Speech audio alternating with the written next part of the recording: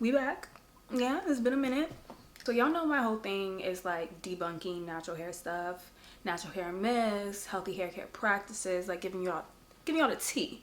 So let's give y'all the tea today of like just hair care rules I no longer follow and that just make hair really complicated for no reason. Like we're just probably better off without them. So let's get into it. So a hair care rule that I used to do like way back in the past that I no longer do anymore is washing my hair monthly. Like it actually didn't make sense how long I was going without washing my hair because it was actually making my hair, my actual wash days and my actual wash routines so much more longer because I was taking so long. The reason being that my hair was just dry, dehydrated, and probably tangled to that degree. Like the way our hair thrives is based off moisture, and moisture comes from hydration, which comes from water. So our hair needs to have some type of water. It needs to be hydrated in order for it to thrive. So what was more effective for me is washing my hair more frequently, and in more frequently meaning every 7 to 10 days as hairstylists recommend, because actually doing that led to my wash days being a lot faster. Like I'm in and out of the shower in around 40 minutes to an hour, depends on how detangled I really want to get my hair, depending on the style or just if I'm wanting to take my time. But before, it would take me like 3 hours to wash my hair. Like it should never take up that much of my day. I should be able to wake up, wash my hair, dry it, and still like have literally 14 hours of my day left before I need to go to sleep. So when I wash my hair more often, which is usually weekly to a little before bi-weekly, my routine is simpler, my hair is hydrated, meaning I'm gonna just have better length retention. And if I am focused on length retention, then I'm gonna see a lot more overall growth from my hair because I'm seeing that as it, grows. So anyway, okay, another thing I stopped doing was just focusing on washing my scalp and not the rest of my hair. I don't know where that really came from. Like I know I learned it on YouTube, but the logic behind it, now thinking back on it in hindsight, it doesn't really make sense. I mean, maybe back then when the shampoos were really stripping, we felt like that needed to be done because if we let the shampoo dry out our hair, it would lead to breakage or be more prone to breakage. But there's so many better products on the market now. Like it's been maybe 10-15 years since like the natural hair movement really started and catapulted a whole new wave of like hair care products and just in general. But yeah, wash your hair, like literally wash the entire everything because why not? If you're only focusing on the scalp and not washing the length of your hair, it's going to lead to product buildup because you're not actually getting that grime and gunk off of the strands of your hair, which need to be removed so that water can actually penetrate it. Because if there's like a blockage, like let's say this is, water trying to get onto the hair shaft, if something is blocking that, it's just not going to work. You're never going to get your hair hydrated and you're going to think that you're low porosity when really you just need to clean your hair. So yes, wash your hair and invest in a clarifying shampoo and a moisturizing shampoo. That leads me into my next point. I don't co-wash. I don't know if I've ever co-washed, maybe like 2013, which was 10 years ago now. But co-washing, there's really no place for co-washing if you are using that as a way to clean your hair. Conditioner is not a surfactant, and it doesn't have the ingredients in it to clean your hair. You're literally just packing more product onto already dirty hair, which it doesn't really make sense to do. Like if the goal is length retention, if the goal is healthy hair, if those are the goals, do not co-wash. The only time a co-wash makes sense is if you already wash your hair on a weekly basis or maybe even twice during that week and you don't want to overstrip the hair. Maybe you're going to co-wash because you just want to freshen up a style. Understandable.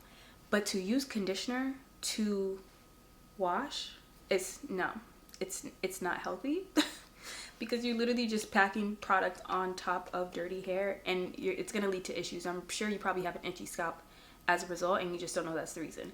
But I stopped doing that 10 years ago and you should too. Using food in your hair. Doing DIY products, yeah, it's a no for me, dog. Can't do it. Absolutely not.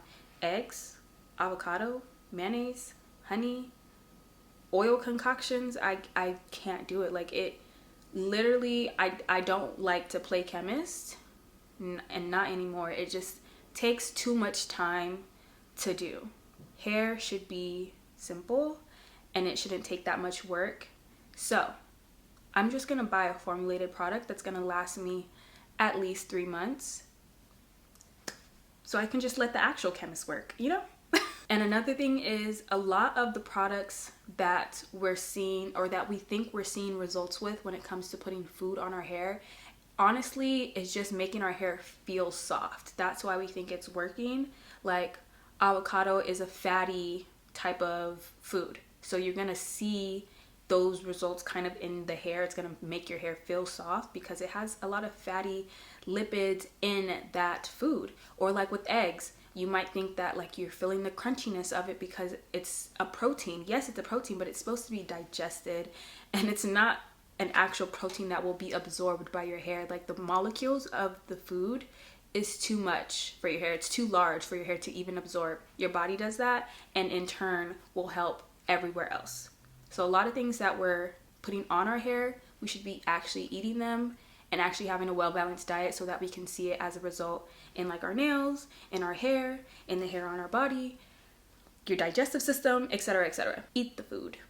Don't put it on your hair. When it comes to like formulated products, a lot of things have gone so far in the hair care industry, not even just like products targeted for naturals or ethnic hair, but just in terms of treatments and us being more knowledgeable about how to treat our hair. There's a lot more information out there nowadays. So buying a well formulated product just makes more sense, because there's things like Olaplex, like bond builders and strengthening protein treatments. These type of things are formulated by cosmetic chemists that are supposed to work well. They know these things better than we do, so it's at least worth a try to start implementing them into our routines and just being knowledgeable about how to care for our hair when it comes to just doing certain treatments, rather than trying to make concoctions in our kitchen. One thing I stopped doing is using leave-in conditioners to style, or in conjunction with my stylers, rather than just going straight to the stylers right after I wash and condition my hair.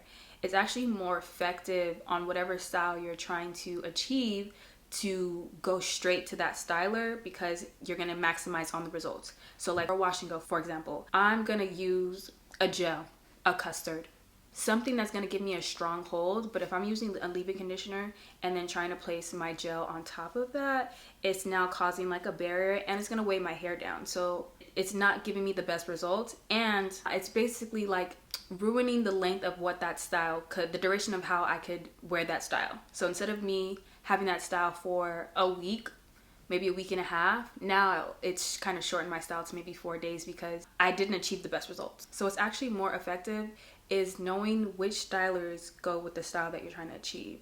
Like I said, a wash and go, a gel, a custard, with a twist out or a braid out, mousse, a foam is going to give you that hold, or you can pair them together depending on how much of a hold you want. For a twist out, you can use a foam or a mousse, and you can pair that with, maybe if you want a more fluffier twist out, you can use a cream instead, like a defining cream. If you want like a perm rod set, use mousse, like something that's light and not going to weigh down the hair but also allow it to dry completely. Those things you won't need leave-in conditioner for, basically. What's more effective with leave-in conditioners is using it to prep for a blow dry, prep for a protective style, to help when you are taking down your hair or taking down a protective style. A leave-in conditioner is helpful for things to be softened right before you're doing some type of manipulation, or like even for kids, like if they don't need like a gel or a custard or things like that, just use the leave-in conditioner. Detangling.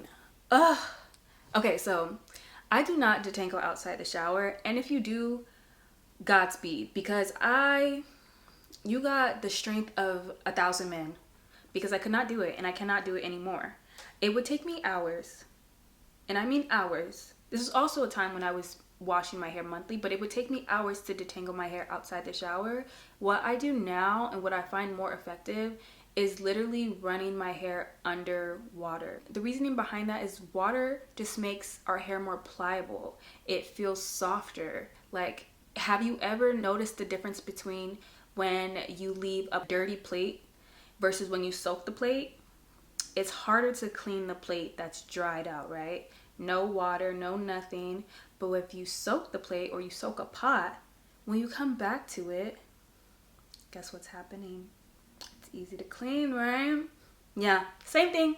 I literally go under the running water. Like I literally just, for like 5 minutes. I mean, obviously I'm not just doing this. I'm like going in and like softly detangling my hair, pulling down and apart the strands. And I promise you, in that 5 minutes, my hair is detangled. It's detangled. And I'm not even going in with a detangling tool yet, because this is not like a full-on detangling session.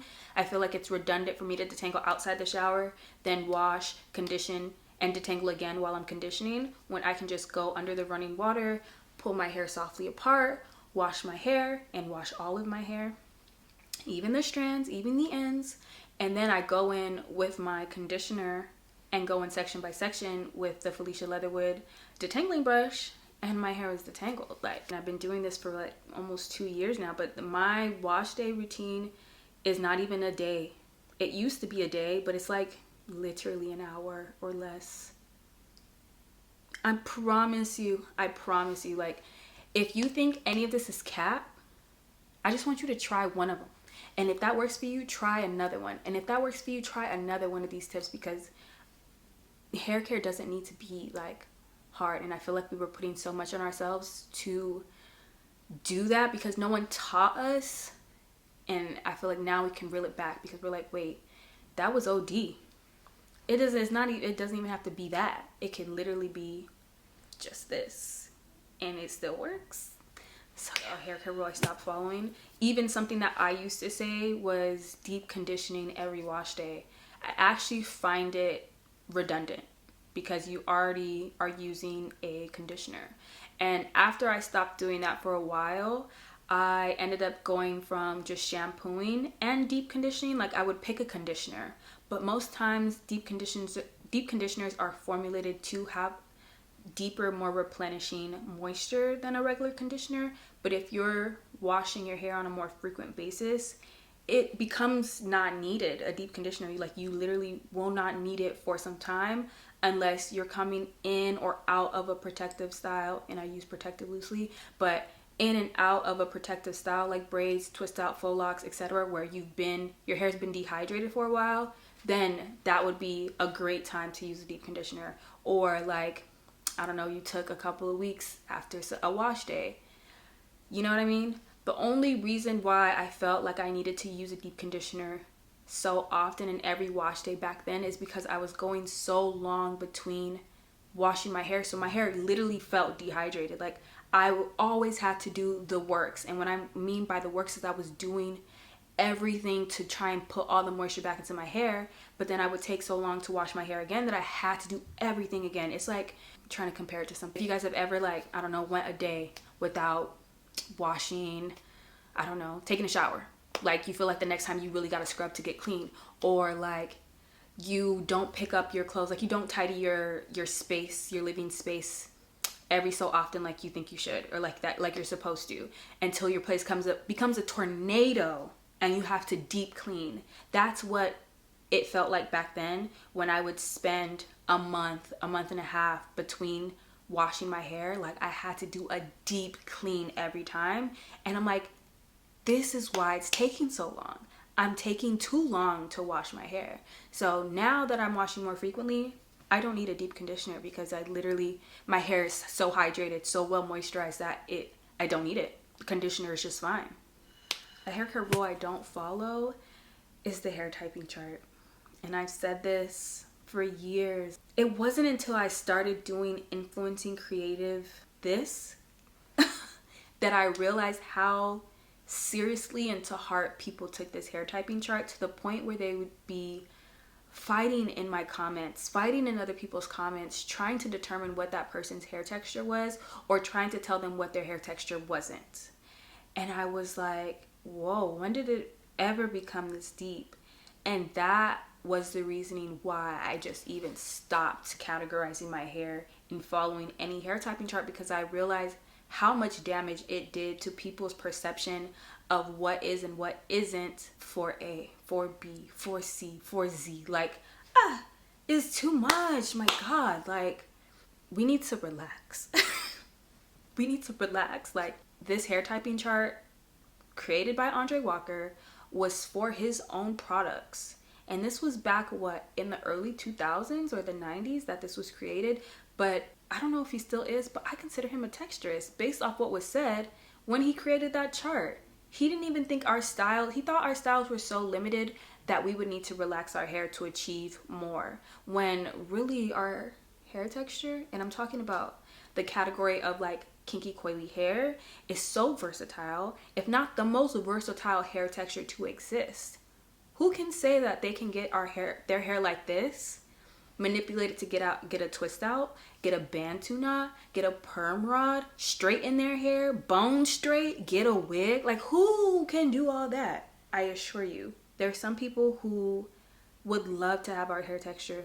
You know, they already love different parts of what we look like without necessarily looking like all of us. You know what I mean? But some people would kill to have our hair. So the hair typing chart, it's done more harm than it has done good. If anything, straight, wavy, curly, coily are great umbrellas already that exist to categorize our hair types. The only thing I can find beneficial in that hair typing chart is seemingly finding inspo for hairstyles, because obviously there's certain techniques that have to be changed in order for it to meet our texture of hair. Like the claw clip, right? There was a different type of technique that we use in order to achieve that style for people who had coilier textures, right? I get that. But from a creator standpoint, at least this is what I learned. Not even from a creator standpoint, child. Like, in general, people take the hair typing chart, they see it as Bible. They see it as law. It's supposed to be a broad categorization, straight, wavy, curly, coily, but people are fighting tooth and nail to tell people, like, you are not for C, you are not for B, you are not for A. And I feel like a lot of that hurt and distinction in fighting comes from like being ostracized, being social aspects of like our hair texture and what that means for us. I get why people are fighting to have that space, but it becomes unfair when it's like people have multiple textures on their head. I have really coily tight coils at my temples, but I have really, this is a twist out, but I have a really loose texture in my crown, almost like it's like 4A, maybe 3C, depending, and then this back here is like 4B. But lots of people, literally, I don't think any one person has the same texture all around their head. That's just literally life. Not everything is going to be so standardized that every coil looks the same, especially on one person's head. So that's why the hair typing chart, to me, is bullshit. It's just a long-winded way of me saying that, but yeah. I think one thing that I don't do anymore is obsess over length. And I've never been someone to like obsess over it, but I've always wanted to maintain a certain length. And at some point, I believe it just became too unsustainable for me. Like, I had waist length hair. A lot of people know me for having kinky coily type 4 waist length hair. That's kind of how I started showing up online as a creator with this long hair, proving to people that it was attainable to get this much length retention with such a coily hair texture. But I wanted to maintain it, but with the lifestyle that I started to live, it just became very unsustainable. I would dread wash days. I would not want to take care of my hair, so then it became like a hassle, and then I wanted to like hide it. I would braid it under wigs, and I just felt like it became a burden to have longer hair. So I was like, you know what, and I didn't big chop, but I'm like, let's do a curly cut, a trim. Like, it's easier for me to maintain this length because it's just, I like it like this. I can do this. This is manageable for me. Also, I learned when I had grown my hair to waist length, I just did not, it looked good when I pulled it down. Everybody wants to see that when you pull it down, but like, what does that mean to someone who hasn't straightened their hair since 2013? for 10 years, for someone who wears their hair in a naturally curly state, the shape wasn't giving. It literally was not giving. And when I mean shape, I mean like literally the shape of my hair. It was scraggly ends. Sometimes I had to like play with the shrinkage. I would have to wet the roots here or stretch the hair here to get it to look how I wanted it to look, because naturally I had a mullet, so my hair was longer in the back, and it didn't always look right.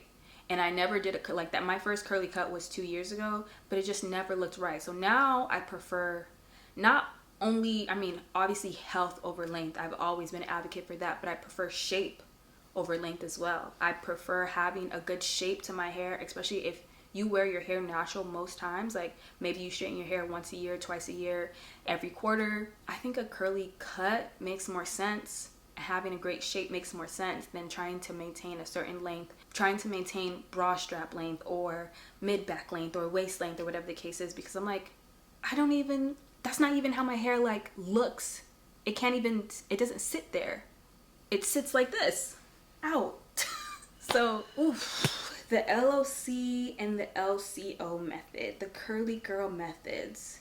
Yeah. No. I think it's been like 3 years since I've done that, but I just realized how redundant it was. Not only was I using oil, but I was using a styler and a cream, which was just so much on my hair to the point where it was just causing a lot of buildup very fast, and it was weighing down my hair. A lot of times I would like having day 4, 5, 6, 7 hair, but by that time it was already so dry because water escapes. You cannot lock in moisture because water will always escape. So it was just dried out. It was oily, it was soft, but it was dry. But I liked it at that. But I liked the way it looked because it stood up. And then when I would get like day 1, day 2 hair, was so drenched and so weighed down by all the product I would plaster on it that it didn't make sense. So I don't do leave-in cream oil. I don't do leave-in oil cream. Those things, it was harder to get off my hair than it is to just go straight with a styler. And I maximized the results I got while doing a wash and go and going straight to a gel or straight to a mousse or straight to a cream, instead of trying to layer them on top of each other and wondering why my hair was so weighed down and why it never looked big and fluffy like I knew it could. But like I said, it also falls into this perpetual dryness that you get, because it's like when you think that your hair is moisturized and really it's soft, and because the water is escaping, when it comes time to wash your hair and you have all these things that are blocking it from the water penetrating your hair, oils, the creams, the buildup, it's going to be harder to penetrate because you need to clarify all that buildup off of your strands. And because if anybody is still just washing their scalp and not their shaft, when that time comes, it's like you're just adding on more and more product and more product, and now you think you're low porosity, when really porosity doesn't matter as much as we think. Worrying about porosity. I used to think porosity was so important. And it's not that it doesn't exist, or it's not that it's not real, but it doesn't matter to me, someone who has not dyed their hair, or someone who has not chemically treated their hair, where the bonds of their hair or the original structure of the hair isn't altered in a way that it's so pertinent for me to use a product this way or do something that way. Like I was making it more difficult than it needed to be. I think porosity only truly matters to people who have dyed their hair a different color, chemically treated their hair, maybe relaxed their hair, a varying level of heat damage, etc. I feel like those are the 3 times when porosity is way more useful than if your hair is just regularly your natural hair color. Mostly because porosity is a change in how porous your hair is or isn't, right? So when your hair is chemically treated, when your hair is dyed, those things change the structure of your hair. And on a day-to-day basis, our hair shifts in porosity, but only a little bit. For people who have just regular, like your natural hair color, your porosity is shifting, but only so much that it doesn't matter to be like, oh, I need to rinse with cold water, or I need to rinse with hot water. Like, those things actually don't matter. It's unless like you dyed your hair, like bleached your hair, that your hair's now become so porous that it's really hard for your hair to absorb and retain water or retain moisture. So yeah, I wouldn't worry about porosity as much. I really thought I had high porosity just because the way my hair escapes water, like I really don't need to towel dry. And I'm sure like porosity is a spectrum. It has varying levels of porosity. Like, I might say I'm high porosity, but not high to the point like of someone who has dyed their hair, but I can still, it's something that I just know that I don't need to change up my routine so much so to the level of my porosity, because that just, in hindsight, it doesn't matter so much. I just know that when I get out the shower, when I get finished done washing my hair, I just need to apply whatever product I want to my hair, because yeah, it'll eventually dry out. But I'm like, not a big deal. Not a big deal, and I'm not worried about it. So those are the hair care rules that I no longer follow. If you want more like this, make sure that you subscribe, and I'll see you in my next video.